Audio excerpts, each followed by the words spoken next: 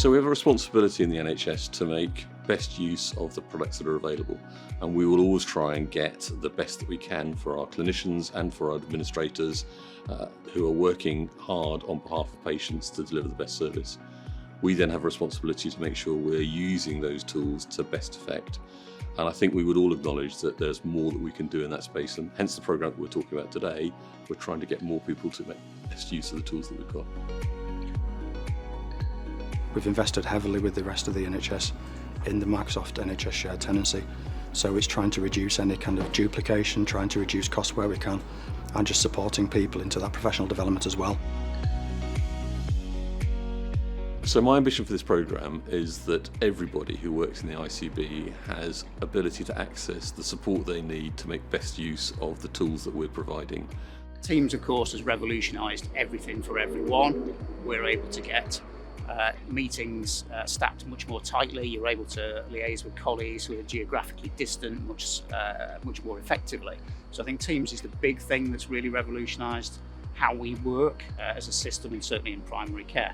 All these technologies have been rolled out through COVID. They knew how to use it for things like meetings and online chats, but there were so many other tools and applications which could be used. So M365 is a really complex package when you dig into it, and I think one of the big barriers is people just don't know what they don't know. There's lots of tools in there that can enhance collaborative working, help you capture and filter ideas, but if you don't know the tools are there, they can be quite difficult to find. It's difficult to sit in the centre in the integrated care board and make decisions about what people are experiencing at the front line in GP practices. In terms of primary care, the pressures are different, so time constraints are different. The way they use Microsoft Office 365 is different. The expectations, demand and capacity have dramatically changed. The digital team is really small. It consists of 2 people. And hence this was never a case of putting on a single training course and then looking to us to provide the ongoing support. The only way this is going to work, and the recommendation that the Inform team made, was to build a community of support through Microsoft Digital Champions. I think the good thing about the Champions programme is it takes local people from local systems and makes them the go-to person. So it's not imposed as such, you're growing naturally within an organisation.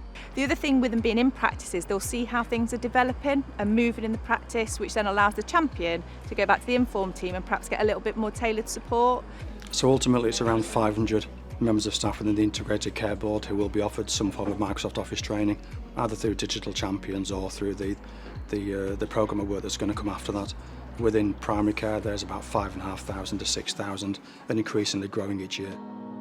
From the meetings I've been in so far, I think it's working out really well. The Inform team are very supportive, very willing to listen to what we need in Derbyshire. I think they're very much our collaboration partner for innovation, I think, in terms of how we're looking to use technology and do change management and transformation. They brought ideas to us, they brought partners to us, they help us to think about what's new in the market. I think we could all say there's improvement that we can all make, and this programme of work is a really good lever to help us unlock some of that capability.